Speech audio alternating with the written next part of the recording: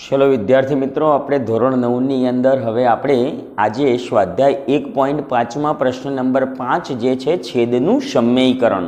तो आज आपणे छेदनु समयीकरण करता शीखीशुं। तो पहला तो समयीकरण एटले शुं? तो आपेली असम्य संख्या ने सम्य संख्या में फेरवा एटले एने कहेवाय समयीकरण। तो समयीकरण में आपणे करवानुं छे खाली छेदनु समयीकरण, एटले आपेला जे संख्या आपेली छे ए संख्याना छेदमां एटले के नीचे जे असम्य संख्या छे एने आपणे सम्य संख्या में फेरववानी छे। तो एने कहेवाय छेदनु समयीकरण। चलो छेदनु समयीकरण शीखता पहला एक वस्तु आपणे शीखी लईए। तो आपेली संख्यानो समयकारक अवयव एटले शुं ए समझी दो। एटले के असम्य संख्या ने बीजी असम्य संख्या वडे गुणीए अने सम्य संख्या बने तो एने कहेवाय समयकारक अवयव। तो अहींया पहला थोड़ुं तमने रफकाममां हूँ समयकारक अवयव एटले शुं ए समजावुं। जेम के हूँ अहींया एक एक्जाम्पल लઉં છું। तो अहींया बाजुमां एक रफकाममां एक्जाम्पल लीधुं के भाई वर्गमूळमां 5। तो वर्गमूळमां 5 नो समयकारक अवयव कोण? तो वर्गमूळमां 5 ने कई संख्या वडे गुणीए तो ए सम्य संख्या बने? तो वर्गमूळमां 5 ने वर्गमूळमां 5 वडे गुणीए तो ए संख्या सम्य बनी जाए। एटले के जे आपणे वर्गमूळ आपेलुं छे ए संख्या वडे गुणीए तो सम्य संख्या बनी जाए। तो एने कहेवाय समयकारक अवयव। फरीथी समझी लो, वर्गमूळमां 5 तमने अगाऊ पण वात करी के वर्गमूळवाળી जे असम्य संख्याओ छे जेने आपणे वर्गकरणी कहीए। तो हवे आपणे वर्गमूळमां 5 जे करणी आपेली छे एना कोना वडे गुणीए तो ए सम्य बने? तो वर्गमूळमां 5 ने ए ज करणी एटले वर्गमूळमां 5 वडे गुणीए तो सम्य बने। एटले तमारे याद राखवानुं छे जेसी करनी वेसी भरनी। तो अहींया √5 छे तो √5, तो √5 ने √5 वडे गुणीए तो थई गई सम्य संख्या। जेम के अहींया √5 गुण्या √5 करूँ तो केटला थशे? तो वर्गमूळमां 5 बराबर वर्गमूळमां 5 गुण्या वर्गमूळमां 5 एटले थई गया 5। तो फरी एक बार समझी लीए, वर्गमूळमां 5 गुण्या वर्गमूळमां 5 ने समझीए तो वर्गमूळमां 5 वर्गमूळमां 5 एटले थई जाए वर्गमूळमां 25 અને વર્ગમૂળમાં 25 નું વર્ગમૂળ થઈ જાય 5 એટલે એ રીતે પણ 5 આવે। અને બીજો રસ્તો સમજાવી દઉં કે વર્ગમૂળમાં 5 વર્ગમૂળમાં 5 બે વાર છે તો વર્ગમૂળમાં 5 નો વર્ગ થઈ ગયો। ચલો વર્ગ વર્ગમૂળ કેન્સલ એટલે કેટલા આવી ગયા? તો 5 આવી ગયા। એટલે વર્ગમૂળમાં 5 નો સમયકારક અવયવ વર્ગમૂળમાં 5। એ રીતે વર્ગમૂળમાં 7 નો સમયકારક અવયવ વર્ગમૂળમાં 7 થાય। એ રીતે વર્ગમૂળમાં 11 નો સમયકારક અવયવ વર્ગમૂળમાં 11 થાય। સમયકારક અવયવ એટલે અસમ્ય સંખ્યાને એના જેવી જ असम्य संख्या वडे गुणीए अने सम्य बने एने कहेवाय समयकारक अवयव। हवे आ तो एक ज संख्या वाળી हती। हवे बे संख्याओनी जे बे संख्याओ आपेली होय तो एनो समयकारक अवयव समझीए। जेम के हूँ कहूँ के वर्गमूळमां 7 माइनस वर्गमूळमां 6 तो आनो समयकारक अवयव कयो? तो अहींया बे संख्या छे अने बादबाकीना स्वरूपमां तमने आपेली छे। तो समयकारक अवयव समजवो छे। अहींया एक संख्या नहीं तो शू करिए? तो आ संख्या ने आपणे समयकारक अवयव एनो लेवो होय तो अहींया वच्चेना भागमां जे निशानी छे एनाथी विरुद्ध निशानी वाळो अवयव लेवो। तो वर्गमूळमां 7 माइनस वर्गमूळमां 6 छे तो एनो समयकारक अवयव थाय वर्गमूळमां 7 प्लस वर्गमूळमां 6। तो आ थई गयो समयकारक अवयव। शाना माटे? तो तमे समझी लो कि वर्गमूळमां 7 माइनस वर्गमूळमां 6 एनो समयकारक अवयव वर्गमूळमां 7 प्लस वर्गमूळमां 6 लीधो। तो अहींया माइनस होय तो प्लस लेवाना, प्लस होय तो माइनस लेवाना, विरुद्ध निशानी लेवानी। विरुद्ध निशानी एना माटे लेवानी के तफावतनी रीत आपणे सादु रूपमां शीखी गया छीए। तो अहींया तमे तफावतनी रीत थई गई। पहेलुं पद सरखुं, बीजुं पद सरखुं माटे आपणे शुं करीए? पहेला कौंसनो वर्ग माइनस बीजा कौंसनो वर्ग एटले आ थई गया वर्गमूळमां 7, आ थई गया वर्गमूळमां 6। चलो वर्ग वर्गमूळ कैंसल एटले 7 माइनस 6 तो 7 माइनस 6 एटले केटला आवी गया? तो 1 आवी गया। तो 1 ए सम्य संख्या थई गई। तो आने कहेवाय समयकारक अवयव। एटले तमने समयकारक अवयव विषे ख्याल आवी जाए एटले छेदनुं समयीकरण करवुं एकदम सहेलुं आसान। तो हवे आपणे छेदनुं समयीकरण करीए। तो छेदनुं समयीकरणमां मैं अहींया 3 एक्जाम्पल आपेला छे, तमारी टेक्स्टबुकना छे। स्वाध्याय 1.5 नो प्रश्न नंबर 5 तो आपणे शीखी लईए। तो अहींया पहेलो प्रश्न छे 1/7 छेदनुं समयीकरण करवानुं छे। हवे छेदनुं समयीकरण एटले के छेदनी अंदर सम्य संख्या लाववानी छे। अंशमां सम्य संख्या आवशे એવું જરૂરી નથી, અંશમાં સમય સંખ્યા નહીં આવે, આપણે ફક્ત છેદને સમય કરવાનો છે. તો અહીંયા 1 છેદમાં વર્ગમૂળમાં 7 છે, તો એના છેદ વર્ગમૂળમાં 7 એટલે અસમ્ય સંખ્યા છે, તો એને સમય સંખ્યામાં મારે ફેરવવી છે. તો છેદને સમય સંખ્યામાં, તો અહીંયા વર્ગમૂળમાં 7 છેદમાં આપેલો છે, તો છેદનો આપણે સમયકારક અવયવ કયો? તો વર્ગમૂળમાં 7નો સમયકારક અવયવ વર્ગમૂળમાં 7. તો વર્ગમૂળમાં 7 છે, જેસી કરની વેસી ભરની, √7 તો √7. તો વર્ગમૂળમાં 7 વર્ગમૂળમાં 7 શું કરીએ? તો આપણે આપેલી સંખ્યાને વર્ગમૂળમાં 7 અપોન વર્ગમૂળમાં 7 વડે, એટલે અંશમાં અને છેદમાં બંને સરખી સંખ્યા વડે સમયકારક અવયવ વડે આપણે ગુણી દઈએ. તો અહીં થશે 1 છેદમાં વર્ગમૂળમાં 7 ગુણ્યા શું કરીશું? વર્ગમૂળમાં 7 અપોન વર્ગમૂળમાં 7. તો ઉપર નીચે વર્ગમૂળમાં 7 વડે ગુણવાના, જે સમયકારક અવયવ હોય એના વડે તમારે ગુણવાનું. હવે પ્રશ્ન થાય કે ઉપર નીચે બંને ખાલી નીચે ગુણ્યા હોય તો ના ચાલે સાહેબ? ના ચાલે. કેમ ના ચાલે? તો ફક્ત તમે જો નીચે વર્ગમૂળમાં 7 વડે ગુણો તો છેદ સમય થઈ જશે ચોક્કસ, પરંતુ આખી રકમ એટલે બદલાઈ જશે. કેમ કે અહીંયા તમે નીચે ખાલી ગુણશો એટલે નીચે 1 છેદમાં 7 આવશે, તો 1 છેદમાં 7 એટલે છેદ સમય થઈ ગયો, पर अंशમાં एक ज રહ્યો તો એ સંખ્યા આખી ચેન્જ થઈ જાય, બદલાઈ જશે. તો વર્ગમૂળમાં 7 એટલે જેટલા વડે આપણે ગુણીએ છીએ એના વડે ભાગીએ છીએ, એટલે નીચે જેટલા વડે ગુણ્યા એટલા જ ઉપર વડે ગુણ્યા. જેમ કે વર્ગમૂળમાં 7 ઉડી ગયા એટલે ખાલી કોના વડે ગુણ્યા કહેવાય? તો આપણે સંખ્યાને એક જ વડે ગુણ્યા કહેવાય, એટલે સંખ્યા બદલાતી નથી.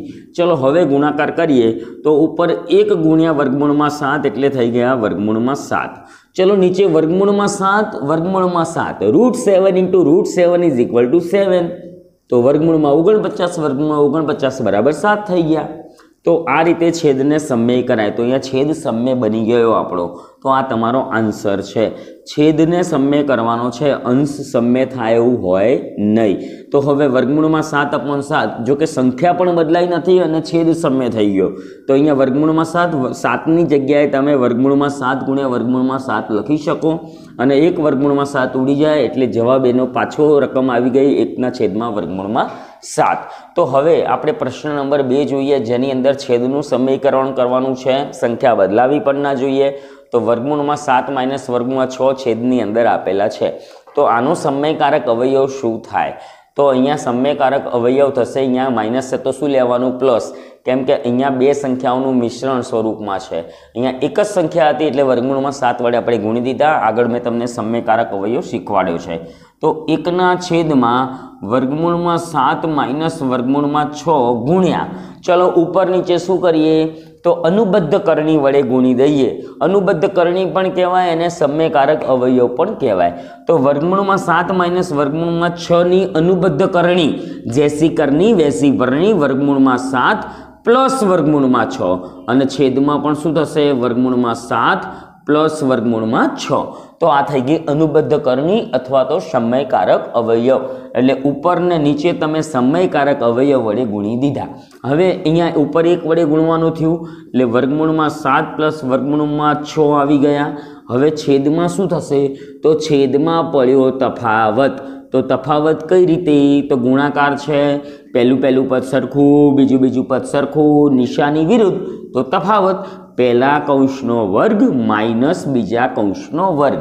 તો વર્ગમૂળમાં 7 અને વર્ગમૂળમાં 6. तो वर्गमूळમાં 7 प्लस वर्गमूळમાં 6 एमना एम. હવે અહીંયા શું કરીએ? વર્ગમૂળ કેન્સલ, વર્ગમૂળ કેન્સલ, 7 - 6. ચલો વર્ગમૂળમાં 7 પ્લસ વર્ગમૂળમાં 6 ઉપર એમના એમ, નીચે 7 - 6 એટલે કેટલા આવી ગયા? 1 આવી ગયા. તો છેદ તમારો સમય થઈ ગયો અને આ આવી ગયો આપણું ફાઇનલ આન્સર. चलो प्रश्न नंबर 3 જોઈએ. 1/7 वर्गमूळમાં 5 प्लस वर्गमूळમાં 2 छेदનું समीकरण करवू छे. तो छेदનું समीकरण करवू छे, अनुबद्ध करणी समयकारक अवयव. तो वर्गमूळમાં 5 प्लस वर्गमूळમાં 2 ની अनुबद्ध करणी वर्गमूळમાં 5 माइनस वर्गमूळમાં 2 અને સમયકારક અવયવ પણ એને કહી શકાય. એટલે વર્ગમૂળમાં 5 માઇનસ વર્ગમૂળમાં 2 એ થઈ ગયો છેદનો સમયકારક અવયવ. હવે શું કરવાનું? ઉપર નીચે સમયકારક અવયવ વડે આપણે ગુણવાના છે. તો 1/7 વર્ગમૂળમાં 5 પ્લસ વર્ગમૂળમાં 2 એને ગુણી દઈએ વર્ગમૂળમાં 5 માઇનસ વર્ગમૂળમાં 2 છેદમાં પણ વર્ગમૂળમાં 5 માઇનસ વર્ગમૂળમાં 2. તો ઉપર નીચે સમયકારક સંખ્યા વડે આપણે ગુણી નાખ્યા. તો ઓકે, ખ્યાલ આવી ગયો. તો નીચે છેદમાં હતી વર્ગમૂળમાં 5 પ્લસ વર્ગમૂળમાં 2 હતા, તો એની અનુબદ્ધ કરણી થઈ ગઈ વર્ગમૂળમાં 5 માઇનસ વર્ગમૂળમાં 2. તો હવે એના વડે ગુણાઈ ગયા. હવે ઉપર શું વધ્યું? તો અહીંયા એક સાથે ગુણવાના છે, એટલે વર્ગમૂળમાં 5 માઇનસ વર્ગમૂળમાં 2 અને નીચે પડ્યો તફાવત. તફાવત પહેલું પદ સરખું, બીજું પદ સરખું, નિશાની વિરુદ્ધ, તો તફાવત પહેલા કૌંસનો વર્ગ માઇનસ બીજા કૌંસનો વર્ગ. તો આ થઈ ગયો વર્ગમૂળમાં 5 અને વર્ગમૂળમાં 2. ચલો વર્ગમૂળ કેન્સલ, વર્ગમૂળ કેન્સલ. ચલો ઉપર શું આવ્યું? વર્ગમૂળમાં 5 માઇનસ વર્ગમૂળમાં 2 છેદમાં આવી ગયા 5 માઇનસ 2. ચલો 5 માઇનસ 2 કેટલા થશે? તો 5 માઇનસ 2 થઈ ગયા 3. તો ઉપર થઈ ગયા વર્ગમૂળમાં 5 માઇનસ વર્ગમૂળમાં 2. તો છેદ બની ગયો તમારો સમમેય. તો આ થઈ ગયું છેદનું સમમેયીકરણ. તો વિદ્યાર્થી મિત્રો, આ રીતે છેદનું સમમેયીકરણ કરી શકાય. ચલો વિદ્યાર્થી મિત્રો, હવે આપણે સંખ્યા રેખા પર નિરૂપણ કરતા શીખીએ. તો સ્વાધ્યાય 1.5ની અંદર પ્રશ્ન નંબર 4 છે આપણો, કે વર્ગમૂળમાં 9.3નું સંખ્યા રેખા પર નિરૂપણ કરવું. અગાઉ આપણે સંખ્યા રેખા પર નિરૂપણ કરતા શીખી ગયા. વર્ગમૂળમાં 2, વર્ગમૂળમાં 5 જેવી સંખ્યાઓના આપણે સંખ્યા રેખા પર નિરૂપણ કર્યા છે. તો અહીં આપણે એવી સંખ્યા રેખાનું નિરૂપણ કરવાનું છે કે જેમાં વર્ગમૂળ પણ છે અને પોઈન્ટ પણ છે. એટલે કે દશાંશ ચિહ્ન આપેલું છે અને વર્ગમૂળ આપેલું છે. આવી અસમ્ય સંખ્યાનું આપણે સંખ્યા રેખા પર નિરૂપણ કરવાનું છે. એના કરતાં થોડું અલગ છે. જો કે પાયથાગોરસનો ઉપયોગ તો અહીંયા પણ આવે છે, પણ એના કરતાં સહેજ અલગ છે. તો એ આપણે આજે શીખીએ. તો વર્ગમૂળમાં 9.3નું સંખ્યા રેખા પર નિરૂપણ કરવું છે.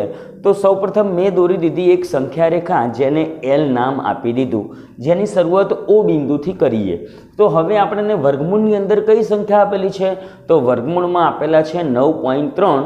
એટલે આપણે સૌપ્રથમ સંખ્યા રેખા પર 9.3 એકમ જેટલું માપ આપણે લેવાનું છે. તો અહીં 9.3 છે, માટે 1 સેમી બરાબર મેં 1 એકમ સ્વીકારી લીધા, જેથી આપણને માપ લેવામાં ફૂટપટ્ટીમાં આસાની રહે. એટલે માપપટ્ટીની અંદર તમારે 9.3 એટલે 9 સેમી અને પછી 9 સેમી પછી 3 mm સુધીનું માપ આપણે લેવાનું. તો 1 સેમી બરાબર 1 એકમ. તો આપણું પહેલું જ સ્ટેપ થઈ ગયું, જેને આપણે રચનાના મુદ્દાઓમાં પણ લખવાનું છે કે સૌપ્રથમ સંખ્યા રેખા L ઉપર 9.3 એકમ જેટલું માપ લો. તો એ તમારું પહેલું સ્ટેપ થઈ ગયું. તો હું પહેલું સ્ટેપ લઉં છું કે OA બરાબર આ OA જે માપ છે એ 9.3 સેમી 3 એકમ મેં લઈ લીધું. તો અહીં આપણે 1 સેમી એટલે 1 એકમ સ્વીકાર્યા છે, એટલે માપપટ્ટીથી તમે સહેલાઈથી માપી શકો. તો OA એટલે થઈ ગયું 9.3 સેમી જેટલું માપ. હવે આ 9.3 સેમી જેટલું માપ લીધું.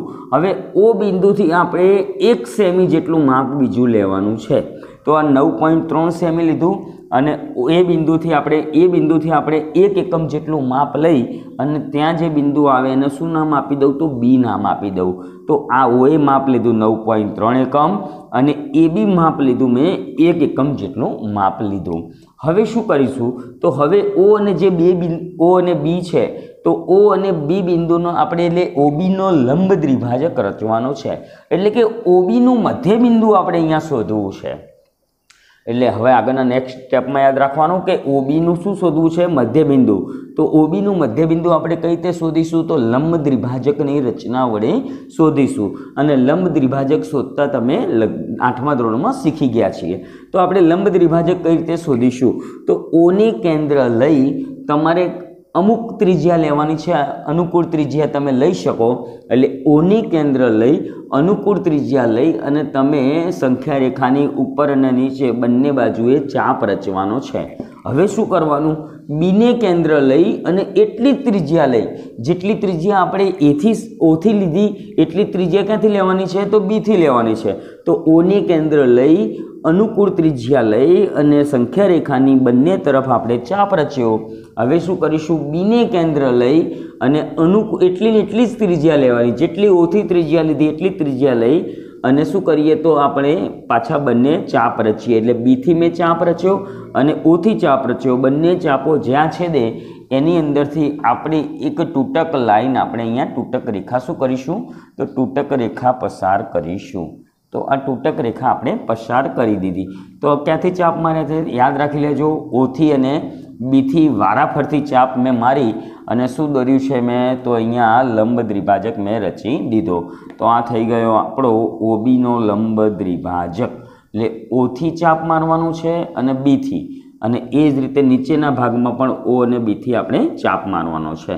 તો આ થઈ ગયો લંબ દ્વિભાજક। હવે આ લંબ દ્વિભાજક સંખ્યા રેખાને જ્યાં છેદે છે એ બિંદુને હું એમ નામ આપી દઉં। તો આ જે એમ બિંદુ ખરું કે નહીં, એ એમ બિંદુ થઈ ગયું ઓબીનું મધ્ય બિંદુ। તો ઓબીનું મધ્ય બિંદુ આપણને એમ મળી ગયું। તો આ ખ્યાલ આવી ગયો। હવે શું કરવાનું છે, આપણે પરિકરની મદદથી એમને કેન્દ્ર લેવાનું છે। તો એમને કેન્દ્ર લઈ અને ઓ અને બીમાંથી પસાર થતું એક અર્ધવર્તુળ આપણે રચવાનું છે। તો એમ એ મધ્ય બિંદુ છે ઓ અને બીનું, એટલે તમે એમને કેન્દ્ર લઈ અને ઓ અને બીમાંથી પસાર થતું એક અર્ધવર્તુળ આરામથી રચી શકો। જો આ ઓ પર તમે પેન્સિલની અણી રાખી અને એમ ઉપર પરિકરની અણી રાખો અને ચાપ જો ઓ અને બી બંનેમાંથી પસાર ન થાય તો ન ચાલે, તો આ મધ્ય બિંદુ નથી, એવું સમજી લેવાનું। તો એમને કેન્દ્ર લઈ અને ઓએમ જેટલી ત્રિજ્યા લેવાની છે, અથવા તો તમે એમબી જેટલી પણ ત્રિજ્યા લઈ શકો, કેમ કે ઓએમ અને એમબી બંને અંતર કેવા થાય, સરખા થાય। તો એમને કેન્દ્ર લઈ અને શું કર્યું મેં, અર્ધવર્તુળ રચ્યું જે ઓ અને બી બંનેમાંથી પસાર થતું હોવું જોઈએ। તો હવે આ અર્ધવર્તુળનું કામ પૂરું થયું। હવે શું કરીશું, તો જે એ બિંદુ આપણું હતું એ બિંદુથી આપણે અહીંયા એક લંબ દોરવાનો છે। જ્યાં સુધી અર્ધવર્તુળને ના છેદે ત્યાં સુધીનો આપણે લંબ દોરવાનો, એટલે એથી એક સીધી તમારે લાઈન દોરવાની છે જે અર્ધવર્તુળને છેદવી જોઈએ। તો આ મેં દોરી દીધી લાઈન। ચલો અર્ધવર્તુળને જ્યાં છેદે ત્યાં હું શું નામ આપી દઉં, તો સી નામ આપી દીધું। ફરીથી અહીંયા સમજી લો, તો શું કર્યું મેં, અર્ધવર્તુળ દોર્યું।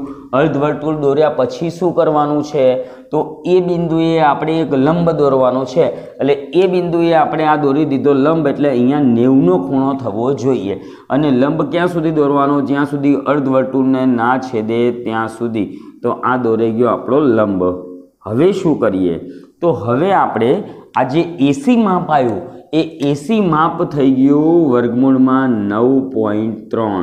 તો આ એસી એ વર્ગમૂળમાં 9.3 મળી જાય। હવે શું કરીએ, તો એને સેન્ટર લઈ અને એસી જેટલી ત્રિજ્યા લઈ અને સંખ્યા રેખા પર ચાપ રચીશું। તો એને કેન્દ્ર લીધું અને એસી જેટલી ત્રિજ્યા લઈ અને ચાપ રચીશું। તો એને કેન્દ્ર લઈ એસી જેટલી ત્રિજ્યા લઈ અને મેં આ રચી લીધો, આ ચાપ રચી લીધો। ચલો આ ચાપ જ્યાં છેદે એ બિંદુને હું શું નામ આપી દઉં, તો એ બિંદુને હું નામ આપી દઉં ડી। તો આ એને સંગત સંખ્યા આપણે લઈ લઈએ 0। હવે એવું સંખ્યા રેખાની શરૂઆત અહીંયાથી થઈ રહી છે। તો એને સંગત સંખ્યા 0 લઈ લીધી અને ડીને સંગત સંખ્યા વર્ગમૂળમાં 9.3 આપણને મળી ગઈ। કેમ કે આ માપ જે એસી માપ છે વર્ગમૂળમાં 9.3 મળ્યું, માટે આપણને અહીંયા એડી માપ પણ કેટલું મળે, તો એડી પણ વર્ગમૂળમાં 9.3 મળે। એટલે એ બિંદુ છે, તો એ બિંદુથી સંખ્યા રેખાની આપણે શરૂઆત કરીએ, આગળનો ભાગ ભૂલી જઈએ। તો એ બિંદુને આપણે શું લઈ લીધું, 0। અને હવે સંખ્યા રેખા એટલે આ જે બી બિંદુ આવ્યું એટલે એ 1 એકમ થઈ ગયું। આ 1 એકમ લીધેલું આપણે, ખ્યાલ આવી ગયો કે નહીં? તો હવે આ શું થઈ ગયું, 1 એકમ થઈ ગયું અને આ થઈ ગયું વર્ગમૂળમાં, વર્ગમૂળમાં 9.3 એટલે કે ડી બિંદુ। એટલે આ રીતે તમે વર્ગમૂળમાં 9.3 દોરી શકો। તો આ જ રીતે તમારે બીજી એક સંખ્યા રેખા છે જે ઘરેથી હોમવર્કમાં કરવાની છે, વર્ગમૂળમાં 4.2 ને તમારે દોરવાના છે। હવે આના મુદ્દાથી ફરીથી સમજાવી દઉં। સૌપ્રથમ સંખ્યા રેખા એલ દોરો, આ પહેલો મુદ્દો થઈ ગયો। હવે સંખ્યા રેખા એલ પર ઓએ બરાબર 9.3 એકમ લો। ઓએ બરાબર શું લઈ લો, 9.3 એકમ લો। હવે ઓથી 1 એકમમાં બી બિંદુ લો। ઓથી શું કરીએ, એથી શું કરીએ, તો એથી 1 એકમ ઉપર કયું બિંદુ લઈ લઈએ, બી બિંદુ લઈ લઈએ। હવે ઓબી જે ખરા કે નહીં, તો ઓબીનો રચો લંબ દ્વિભાજક, એટલે ઓથી ચાપ અને બીથી ચાપ મારો અને લંબ દ્વિભાજક સંખ્યા રેખાને જ્યાં છેદે ત્યાં શું નામ આપી દો, તો એમ નામ આપી દો। એમને કેન્દ્ર લઈ ઓ અને બીમાંથી પસાર થતું અર્ધવર્તુળ રચો। આગળનો મુદ્દો થઈ ગયો। હવે અર્ધવર્તુળ રચ્યા પછી શું કરવાનું, એ બિંદુ આગળ એ બિંદુ આગળ શું દોરવાનો છે? લંબ દોરો. એ બિંદુ આગળ લંબ દોરો. જે અર્ધવર્તુળને જ્યાં છેદે ત્યાં શું નામ આપી દો? સી નામ આપી દો.